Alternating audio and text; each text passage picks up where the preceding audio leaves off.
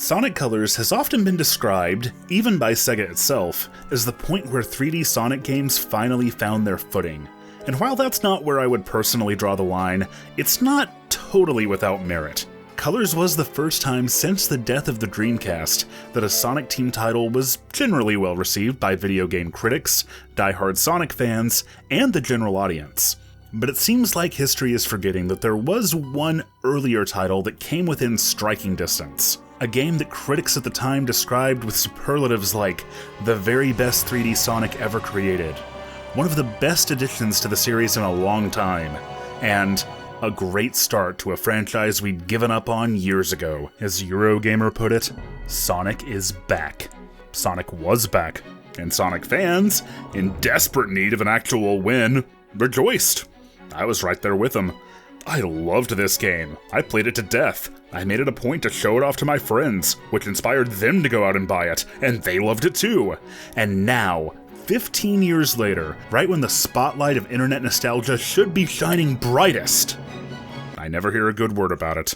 In 2007, it held a Metacritic user score of 8 out of 10. Today, that number has crumbled to a 6.2. No other game in the series has changed so much or fallen so far. Some games are vindicated by history, but this one seems to be burning in it.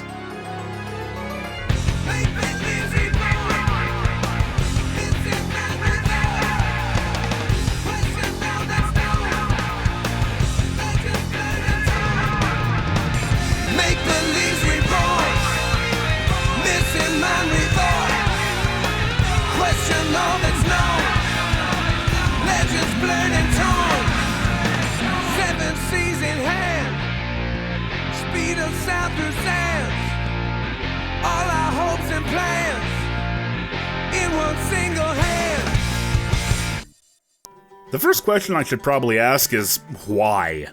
Why was this game so well received? It's an auto-running, motion-controlled platformer. You play it using this. Using only this. If you see this video, get swayed by those old reviews, and try to play Sonic and the Secret Rings now, I can almost guarantee that within the first minute, you're going to regret it. So what were those reviewers smoking? Rating this gimmicky motion-controlled rail platformer like it was the first good 3D Sonic game. Heck, what was I smoking? The short answer is that it was buoyed by the context of its release, the context of the series, and the context of the hardware. Secret Rings was fast-tracked into production when Sega realized that they had overestimated the specs of Nintendo's upcoming Wii, meaning their next-gen Sonic title would not be feasible on it. Rather than just, not having a Wii game for a while, Sega split Sonic Team in two.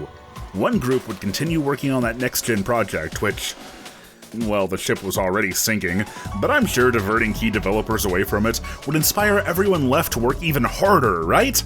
The new team, meanwhile, would be tasked to make an original game for Nintendo's new hardware, and they need to do it with tight time constraints and on a tight budget. While many of Sonic 06's fundamental flaws lived in the design dock, what really doomed the project, what turned it from yet another disappointment into an outright disaster, was that Sonic Team had neither the time or the developmental muscle to make the finished product something that reflected their vision. Splitting the team in half made a bad situation much worse. But the very same factors that doomed 06 were to Secret Rings' benefit. This team knew exactly what their resources were and could design a game to fit those constraints. And I'm sure it also helped that the Wii was built directly on the GameCube's architecture, a console that Sonic Team already had a great deal of experience working with. Their finesse with that system shines in the technical side of the finished product. Loading times are snappy, the frame rate is solid, and Secret Rings was regularly held up as the showpiece for what the Wii was capable of. To this point, nothing else on the console had looked this good. Secret Rings was released only 3 months after Sonic 06, and that comparison was also very much to its benefit. A sentiment that had its origins in the Dreamcast days was that the series had lost its way when it lost focus on its namesake. Sonic games need to be about Sonic. And at a time when that sentiment was louder and fiercer and more ravenous than ever, well, let's look at Eurogamer's review one more time. You play as Sonic, not as Knuckles, not as Tails, not as Amy, not as Shadow, and not as any of the other misfits who seem to occupy most of the screen time in recent Sonic Adventure-style titles. This is a Sonic game. You play Sonic. You go very fast, and you jump on things. That's what Sonic does. And the dawning realization that that's exactly what this game planned to focus on for its entire duration made the first vestiges of a smile touch the corners of our mouths. That smile widened to a broad grin when we discovered that not only do you play as Sonic throughout the game, but that playing as Sonic is awesome. So, that's the context of where the series was at, but what was just as, if not even more important than coming out just 3 months after Sonic 06, was coming out just 3 months after the Wii. By the midpoint of its life, the Wii was often derided as a gimmick, appealing exclusively to the casual market while the real gamers focused on games for real gamers. And that was never particularly fair, but I think there was a signal that got lost in the noise. For the first year or so, the Wii and its innovative new motion controller was actually, unironically, cool. Nintendo fans saw it as a return to form for the company after the disappointing GameCube years. Critics heralded it as something fresh and different in an industry that seemed to be in an arms race to homogenize. And it was nice, it was exciting, to have a system that played so many classics via the Virtual Console. The very idea of playing old games on new hardware was still itself a novelty, gave you excellent new entries in your favorite Nintendo franchises, and had games your parents and grandparents wanted to play with you too. The Wii, in my estimation, would retain a veneer of coolness all the way up to E3 2008, when...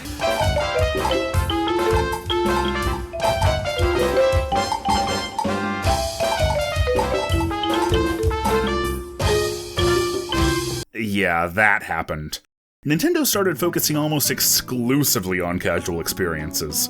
Their big game for the holidays that year was Animal Crossing, and as hard as it is to believe now, Animal Crossing was definitely not cool in 2008.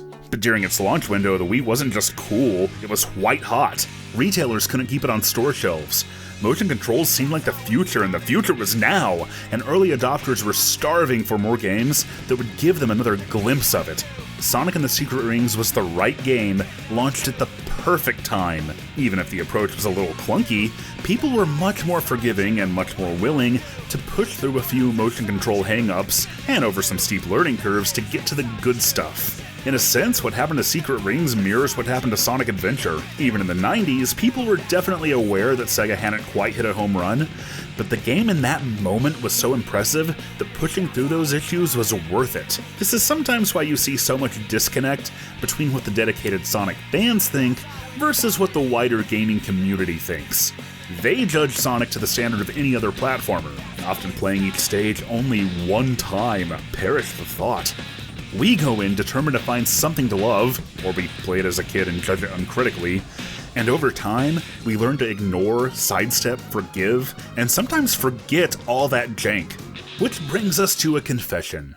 I wrote this video from memory until now.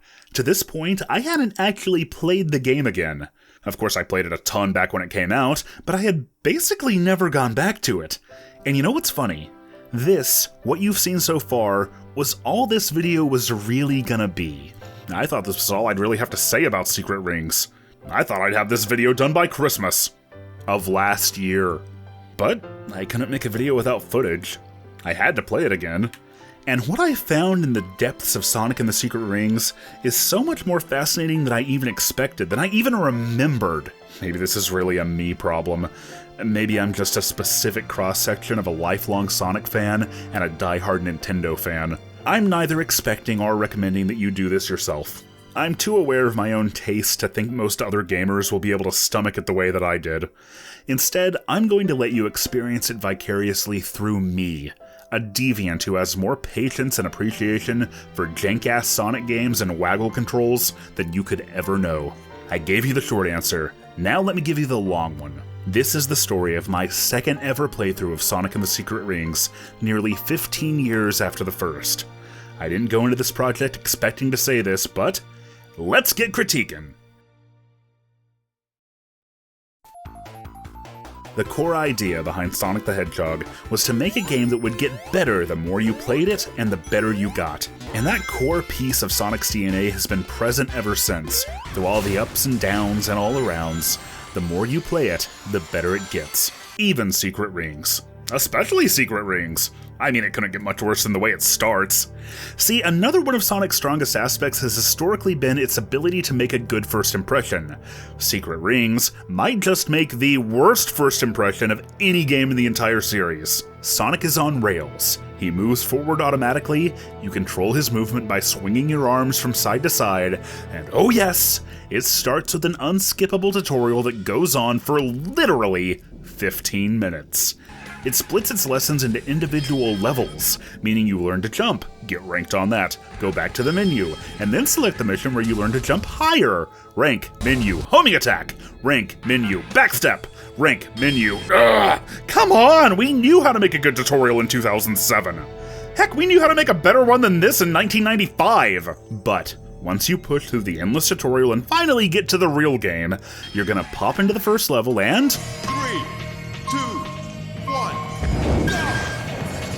First, let's find the King's Palace. Yes, let's hurry. This is looking better already, isn't it? This is Sand Oasis. Actually, while I haven't played the game much since 07, I never stopped listening to the music. Secret Rings has one of my favorite soundtracks this side of Sonic Rush. Seriously, why don't they do zone music with cornball lyrics more often? And the level itself is gorgeous. The early morning sun casts harsh shadows across the scenery. The oasis beautifully reflects the environment, and Sonic kicks up sand as the speed mins it. Yeah, this really was the most graphically impressive Wii game at the time, and while admittedly I'm running it at higher res and a higher frame rate via Dolphin, I don't know, I still think it holds up. The actual structure of the main level shows an impressive progression. That is, the environment isn't just a backdrop for an obstacle course. Sonic actually moves through the world, and his endpoint in civilization feels like a different place than the dilapidated temple where he started. The problem, though, is that your first playthrough isn't gonna look anything like this. It's gonna look like this. 3, 2, 1, go! Sonic, he can really move. Sonic, he's got an attitude. Sonic, he's the fastest thing on. Sonic is such a slow-mo that even a good playthrough of this opening act is gonna take you more than 4 minutes. Why? Because you need to earn experience points. In the long run, this will let you customize Sonic with some powerful, useful abilities to carry you through different challenges. But in the short term, you're gonna have to unlock the ability to move faster, to turn faster, to have your on-screen character be more responsive. Sonic can't just start out being awesome like in most of the other games. No, in Secret Rings, you'll need to unlock better controls first. And you can't just finish the first level and move on to the second, no. You'll need to finish a selection of missions first. To be fair, lots of Sonic games extend their playtime with stuff like this, but most don't make it mandatory to reach the end. So you'll need to play little offshoot stages where you have to break all the pots, kill all the enemies, survive with one ring, don't break any pots. It's okay, and it's not like it's just busy work, since doing missions does still give you experience points and new skills, but I absolutely think Secret Rings would have held up not well, but better if it had put its best foot forward, started you off with the good controls and useful abilities, and let you earn better stuff from there. But I'm guessing the intention there wasn't just to pad out the game length. It was to ease the player, who in February 2007 had most assuredly never controlled a platformer like this, into becoming comfortable with the controls. So while I still think the Lost Prologue is way too awkwardly segmented and the level-up system is way too necessary, I do see a glimmer of what they were going for. And you know, an hour in now and with those basic abilities unlocked, the controls really aren't all that bad. Or to be more accurate, the game is designed well to mitigate the Wii Remote's shortcomings. The game is forgiving. This isn't a Mach speed situation where Sonic is careening into obstacles. And within a few minutes, I was curving through ring clusters, chain attacking enemies, and dashing through obstacles like I hadn't lost a step. The on-rails nature of Secret Rings allows it to sidestep one of the biggest issues that had plagued 3D Sonic to this point. And I think that's why so many mainstream reviewers were calling it the best 3D Sonic had ever been. It all comes down to the difficulty of controlling a speed demon in 3 dimensions. Yeah, once you get a handle on it, it's fine, but there's so much more that can go wrong in a 3D game. trying to account for the minute differences in what happens if Sonic blasts off in this direction, or just a few degrees over that way, was something the 3D series hadn't really figured out yet. But with Secret Ring's game design, the player doesn't have to worry about that stuff. They can focus on doing the right thing at the right time, instead of fussing with Sonic's trajectory or the camera. And the game takes advantage of this premeditated approach to showcase cinematic set pieces and unique, varied level gimmicks. Heck, I'm even having fun with the missions! The missions! I'm actually enjoying the extra time I get to spend in Sand Oasis. I think I still like Sonic and the Secret Rings. I'm still having a good time. Huh. The game's intro and ending are presented with fully animated CG, but Secret Rings does the bulk of its storytelling via fully voiced 2D comic book scenes. I don't think we had the word yet, but in modern terms we'd call this an isekai. Sonic is pulled from his world into the story of the Arabian Nights by the genie of the ring, Shara. She's opposed by Eraser Jin, an evil genie who is erasing the pages of the book. Eraser Jin shoots an arrow at Shara, but Sonic becomes the Piccolo to her Gohan and takes the shot for her. Now he has a flaming arrow through his heart, and Eraser tells him that when the flame burns out, his life will be forfeit. But if Sonic and Shara can collect the 7 world rings and bring them to him, he promises that he'll remove the arrow. Really? Sonic's in-game animations are lively and teeming with personality, but that model...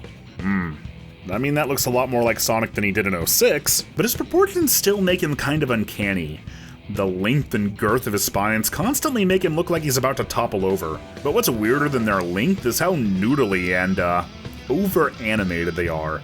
Like everything else about the game, I think this is at its worst early on, when Sonic's slow movement speed causes them to just, undulate in slow motion. An excess of spine physics. Maybe this is one of the only ways Secret Rings reveals its developmental symbiosis with Sonic 06.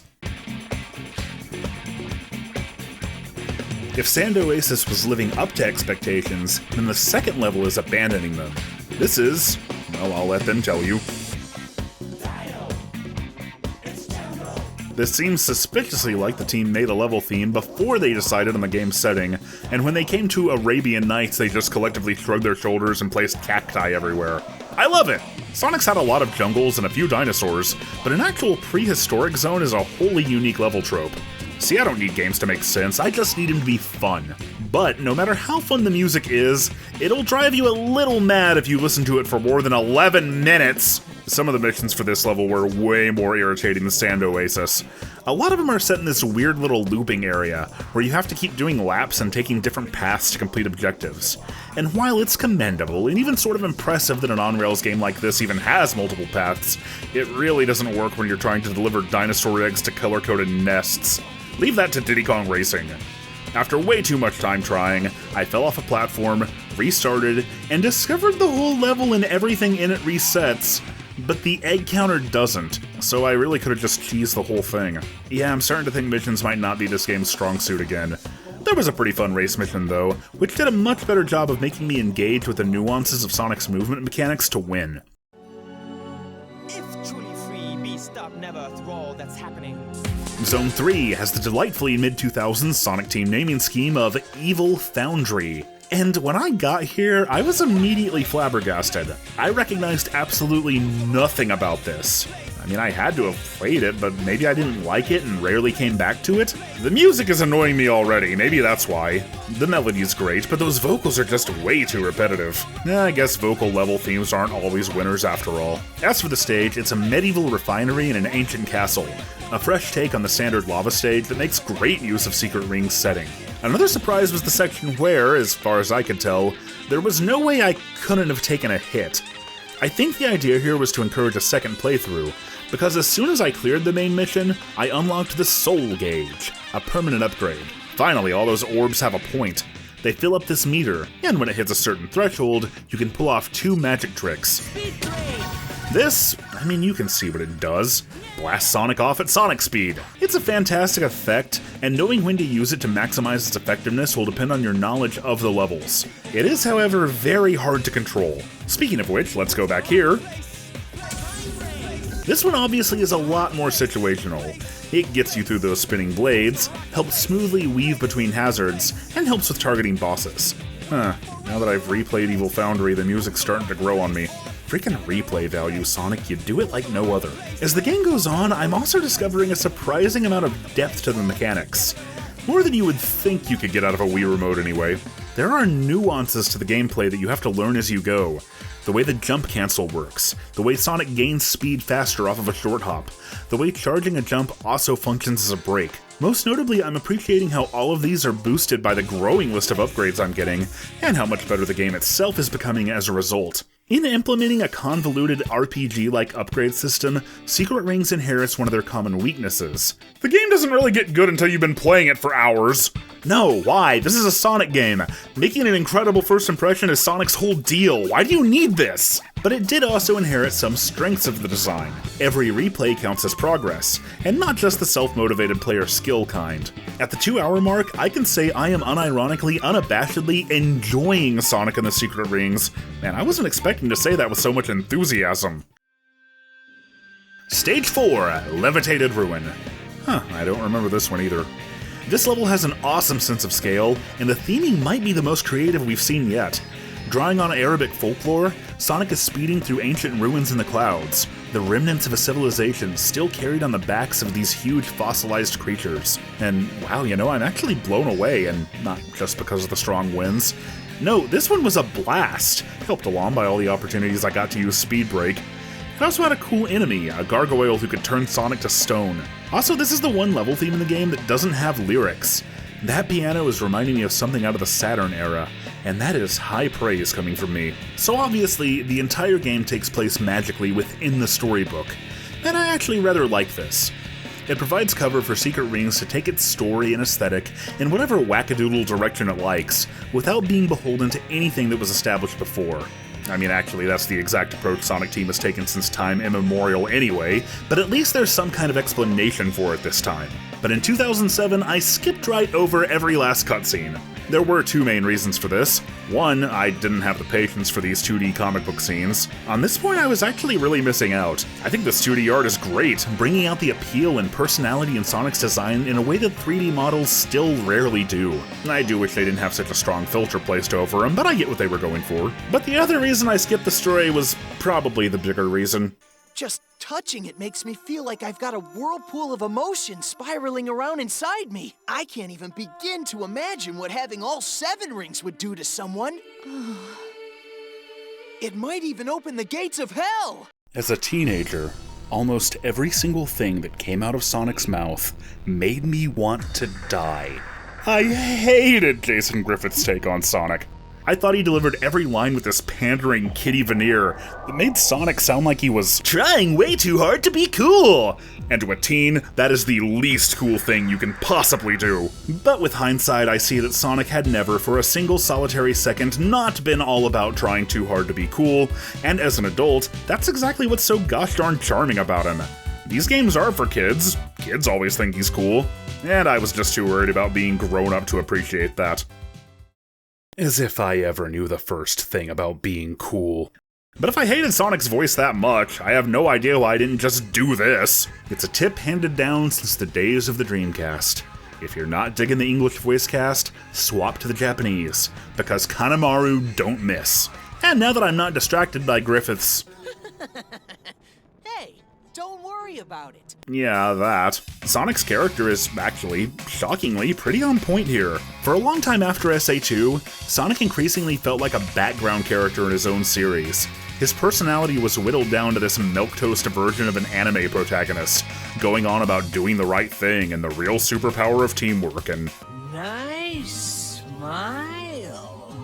But he has some good moments in Secret Rings. He's brash, impatient, and just relentlessly self-assured. He's even cutting off bad guys with cocky, wonderfully cheesy one-liners. A big plot point here is that when that arrow burns out, Sonic dies. But he's so cavalier and cocksure about it. This is one of the defining traits of Sonic's character to me. As Jam's profile put it so long ago, he hates tears. So whatever troubles him, whatever pressure he's under, whatever doubts he's having, he never lets them break his stride. Whether it's just a brave face, or he's genuinely that self-assured, whether it's for the sake of the ones he's protecting or the sake of his own pride, he keeps moving forward.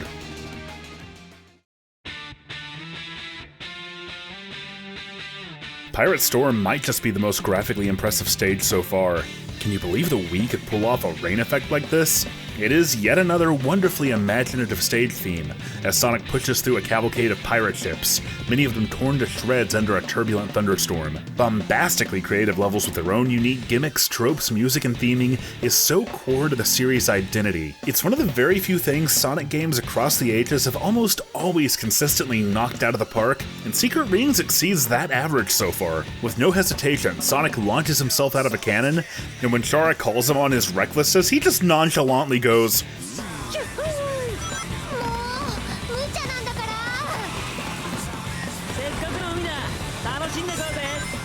like this is just another day for him, and it is, and I love it! Once again, the level makes impressive use of progression and set pieces, as Sonic leaps to a stormy shipwrecked shore, bites through a platoon of pirate ships, escapes through a glimmering coastal cave, then... you know what? Just look! It might have been 2007, but Sonic catching huge waves in a freaking thunderstorm is one of the most awesomely 90s things I've ever seen. But as good as it looks, Pirate Storm may be starting to show more seams in the gameplay department. Multiple times, the game puts you on a ship deck in an open combat arena, and asks that you defeat all the enemies to open the way forward. When it did things like this in earlier stages, defeating all the enemies was part of the path forward, and tended to open up alternate paths or secrets. But this time it's required. And the game requires you to do something you have no hope of doing effectively: going backwards. These cases aside, it's indicative of a pretty substantial issue with the game in general. Until you acclimate to the gameplay and know the stages well enough to avoid it, you're going to be running into this specific problem a lot. You'll miss an enemy and want to go back, or mistime a jump and get wedged into the wall, and need to shuffle backwards into a part of the stage you can't see. Yeah, you can tilt the Wii Remote backward to reverse course, you can tap the jump button to do it much faster, and you can even throw on an upgrade to make that an attack. That helps, but it does not mitigate the fundamental issue. Again, you can't see. There is no way to actually turn all the way around, or even temporarily just turn the camera to see where you're going. Even here, there was a way to do it that would have been better suited to Secret Ring's limitations. Just have Sonic run laps around the ship deck until all the enemies were defeated. But seeing things like this makes me a little uneasy about how much more the game is going to fall into this trap in the name of challenge as it goes on. To make a game that effectively uses the Wiimote, you've got to design the game around it. That doesn't mean it can't be challenging, and it doesn't mean it can't have a degree of complexity, but if you try to shoehorn something like this into an auto runner, it's just not gonna work. 何がお望みでしょう、ご主人様。はい、ハンカチをくれ。たくさん。いやー、マジ助かったぜ。真面目にやってください。分かってるって。ハンカチぐらいいいだろ。もうまったく、本当に大丈夫かしら。Contrasting Sonic's obnoxious brand of heroism with a more serious, straight-laced character is a well-worn concept throughout the franchise, and as usual, it works to great effect here. Chara's personality isn't always single-minded or duty-bound, though. She's often more teasing of Sonic. They have a great dynamic that's carried through by in-level dialogue. And while I really do wish the dialogue could be disabled, at least for replays, it's at least not repetitive, cloying, or handholdy. It's alright. Eraser Jin is coming across as pretty dang generic, though. Great design, cool powers, totally stock bad guy personality. My favorite thing about him, though, is the way he refuses to acknowledge Sonic's species, repeatedly insulting him as a vermin or a rat. そこの青いドブネズミ、7つのリングは集めているのか。おいおい、俺はドブネズミじゃない。ハリネズミだ。Sonic's traditional supporting cast isn't technically in the game, but characters who look and sound just like them play roles within the storybook. While it's a little goofy to see Sonic assume that they're his friends over and over again, it's a good enough way to involve them, and they all play their roles well. And what the... did the game just acknowledge Sonic and Knuckles' rivalry? Holy crap, how many times has that happened since Shadow showed up? That's great! Now Secret Rings does something kinda surprising. Backtracking. In Evil Foundry, the missions were conspicuous by their absence, but we did get a cutscene where Eraser Jin summoned an Ifrit. This led to a sequence of events that ultimately culminated in Pirate Storm, where Sonic recovered the Blue World Ring. This allows us to go back a few stages to Evil Foundry, where, because these are canonically the same rings from off of Captain Planet apparently, we can use its power to cool off the Ifrit enough to take him down. Visually, I love the design of this boss, this gargantuan steampunk giant, dwarfing Sonic while it blasts him with flame lasers. It's a perfect boss for Evil Foundry. Reminiscent of Adventure 2's Egg Golem, but through a different lens. It's just a shame the gameplay mechanics can't do it justice. This boss requires a lot of specific timing and finely tuned movement, and those are inevitably jank in a game that controls with this. Even once I got the hang of what to do, actually executing on it took a lot more finesse than it felt like the Wii Remote could handle. But Secret Rings follows it up with hands down the best mission I've seen yet, though maybe that's not saying much. When the Ifrit's defeated, it spews something. An egg?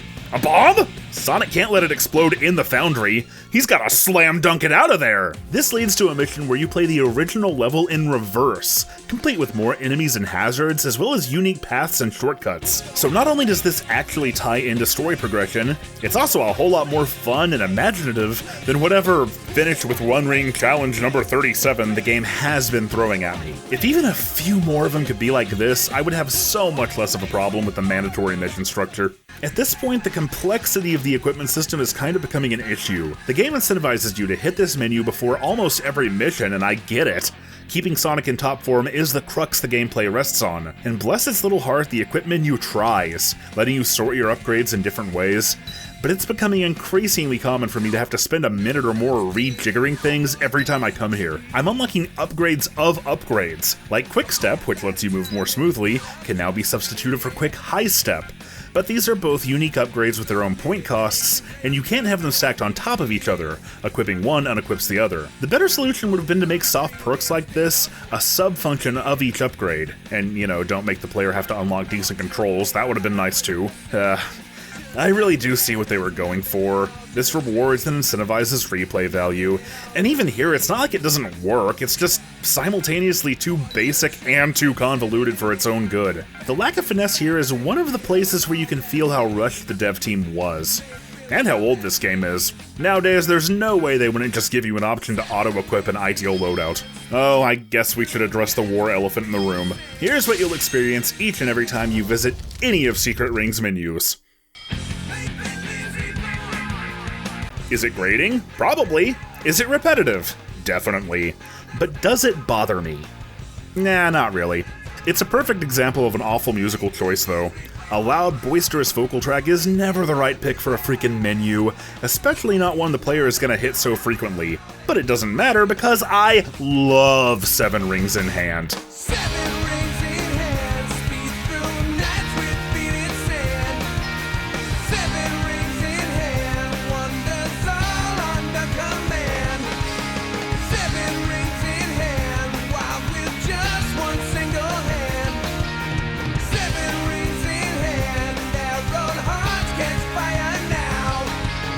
Like there's a parallel to be drawn here about bad Sonic games and how you can excuse their flaws.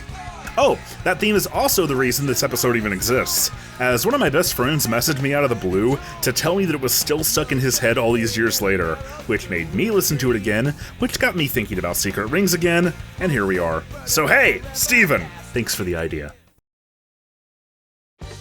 Pirate Storm was always going to be a tough act to follow, but even giving it the benefit of the doubt, Skeleton Dome leaves something to be desired. My first thought was, yes, snow level! Ooh, but that ain't snow. It's ground up bone dust shooting out into the atmosphere. And aside from that one flourish, skeletons seem to be the stage's only muse. It's not a bad theme, but it is a noticeable step down compared to the creativity, the shifting sand palaces and dragoon temples that make up the rest of the game. Secret Rings has to make a lot of concessions to make its gameplay function as well as it does, and here's one that I've really come to appreciate. There is no life system whatsoever. No such thing as a game over. This was still pretty radical for a platformer in 2007, but Secret Rings is a modern Sonic game.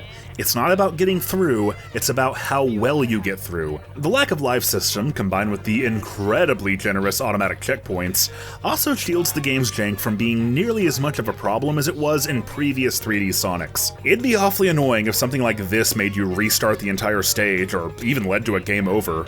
But when a slip-up like this is just a slap on the wrist, and you can pick up right back where you were, It's not so bad. I feel I'm very well acclimated to the controls at this point, but there's one thing that still doesn't feel right, and it made this room in particular one of the worst spots in the whole game. Grinding has never stopped being an issue. As long as it's just one rail, it's alright. It's jumping off that's the problem. It seems like you still need to charge your jump, but there's no visual indicator that you're doing that, and tapping the button does nothing. And leaping between rails basically never works. You're supposed to flick the Wiimote in the direction you want to go, but Sonic regularly overshoots the rail, or even flies in the wrong direction. So yeah, this mission where you need to kill a bunch of enemies who are flickering in and out of existence over a trifecta of grind rails was a bit of a nightmare. They can't all be winners. Then again, Skeleton Dome is the penultimate stage, and the relative drabness of it might just be to contrast what comes next.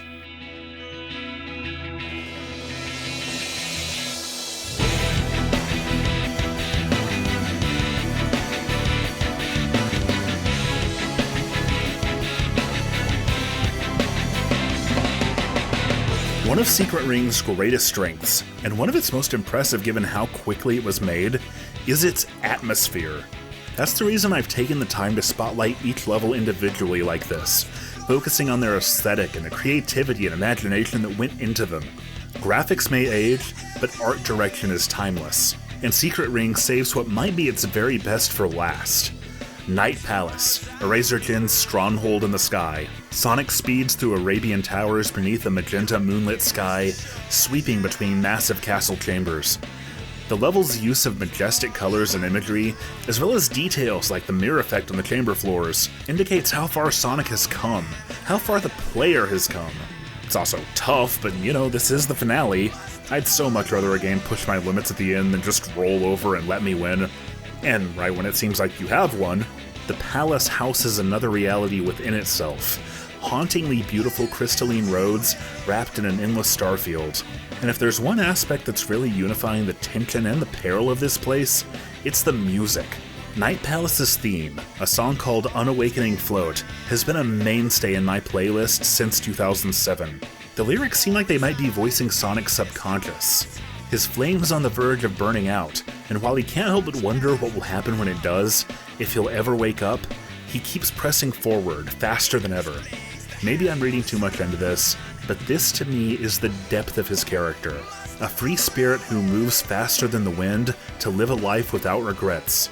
It's a part of himself that he never vocalizes, that he may not even be entirely aware of, but it's always been there. There's been endless discourse since 1998 over what Sonic games are quote-unquote supposed to look like. There's been endless discourse about what they're supposed to be. I've got my preferences like anyone else. Generally, I favor the stylized aesthetic of the 16-bit games. But I don't think that's what determines whether something feels like Sonic to me. Secret Ring's aesthetic is fairly real, but you could never mistake it for reality. The terrain warps into loops and half-pipes, rising and falling and twisting in ways that don't happen naturally, creating this dreamlike quality. The things that are grounded about it contrast with everything that isn't. And whether the textures are stylized or not, that sense of surrealism is Sonic to me. Night Palace is a perfect example of how Sonic can strike that balance. On the opposite end of the spectrum, though, the Eraserkin boss fight kinda sucks. Yeah, it seems like the team really struggled to implement boss fights into motion controls. The main issue here is that it's also rote. Just dodge until he happens to do one of the two attacks where you can actually hit him. Also, the timing is incredibly precise. I can time a Wii Remote shake within a pretty tight window, but even on button controls this would be tough. The intent is clearly to make you use Time Break, but that doesn't totally solve the issue. When the world slows down, so too does Sonic, and while other games map actions to a shake, Sonic has to actually move to where he's going to make contact.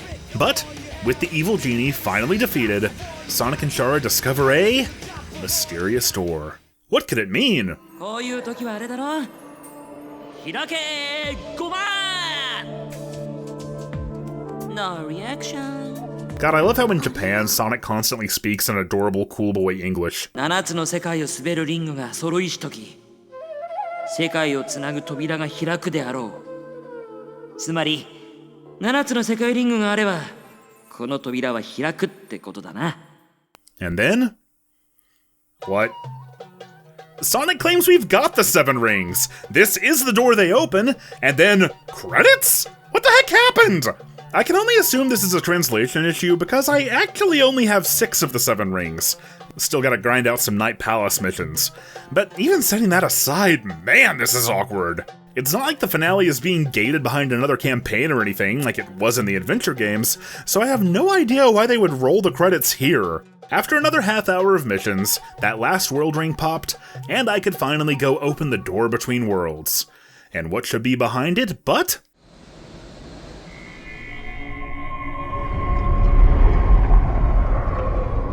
Now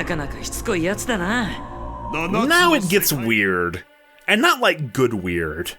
Weird. Turns out, Sonic's companion Shara, the one who pulled him into this mess in the first place, the one he took a deadly arrow to protect, Shara, was working for Eraser Jin the whole time. But not in like a she was actually evil kind of way, rather that she was doing it all against her will in some nebulous scheme that is never properly explained. If this was Jin's plan the entire time, then why did he even need Shara? Couldn't he have just tricked Sonic himself? It's heavily implied that Eraser Jin and Shara used to be a couple before he went off the deep end, but longing for a lost love shouldn't generally lead you to doom your world and all the people in it. It's a melodramatic twist for the sake of a melodramatic twist. It comes right the heck out of nowhere and crumbles to dust as soon as you start thinking about it. Speaking of shocking swerves though, it also turns out that opening the door between worlds and activating the ring's true power requires the one who gathered the rings to be sacrificed. But in an honestly sweet parallel to the start of the game, Shara throws herself in front of Sonic and sacrifices her life for his. They found the rings together after all. Then Eraser Jin absorbs the rings and mutates into an eldritch abomination who claims to be the manifestation of the Arabian Nights itself. And then, well...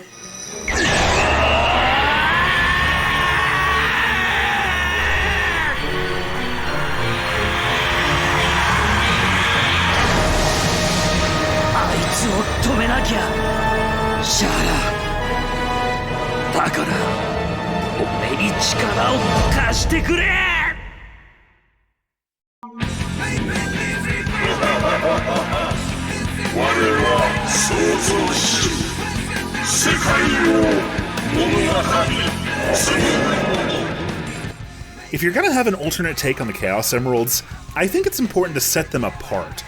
And the 7 world rings definitely set the bar there. Each one is tied to a different emotion. Collecting them all unseals the barrier. And coolest of all, they give Sonic a unique transformation.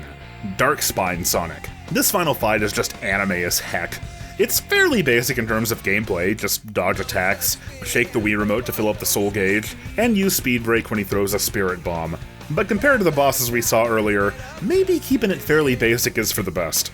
However, in terms of presentation and flair, it's fantastic. 7 rings in hand blasts over the speakers, Sonic weaves between pillars of fire, flashy particle effects and key beams are flying everywhere. Imagine how much more effective it'd be if the theme song wasn't always playing on the menu. If this was the first time you'd heard it. I always love this fight.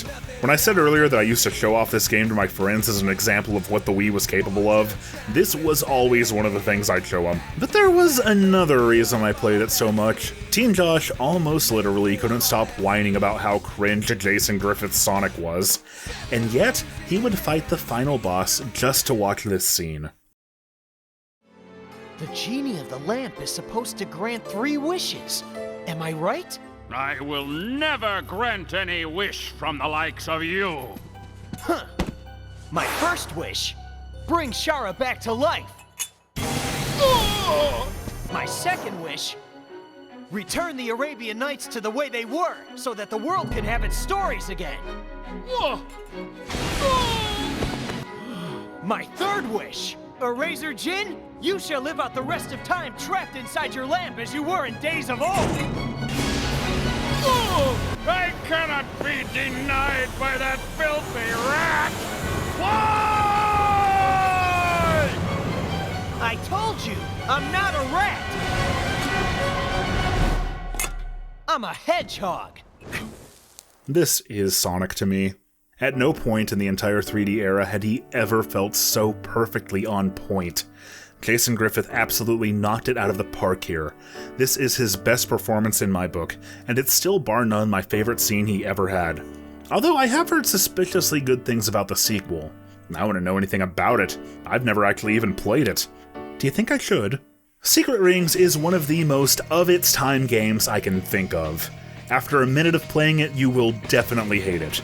After 10 minutes, you will resent it. After an hour, you probably won't be having fun, but you might be getting the hang of it.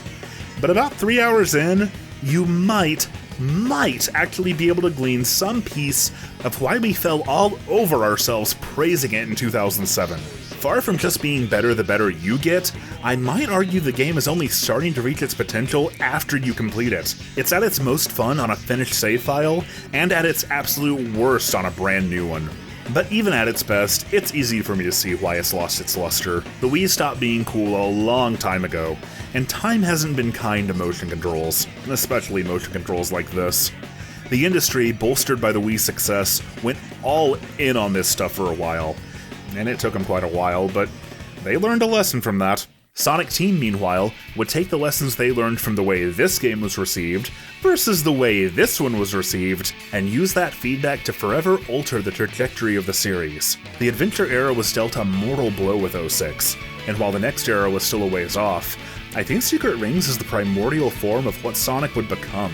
Secret Rings was the first game Sonic Team ever released that didn't feature a credit for any of the original founders. It was the first time the man who would go on to lead most 3D Sonic games to come, Morio Kishimoto, had ever served as lead game designer. The foundation laid by Secret Rings, the ideas that it had, would soon be refined to a degree that a tightly budgeted Wii game couldn't have dreamed of. It's easy for me to say, the things that made this game special, the things that made it stand out so much in 2007, don't really apply today.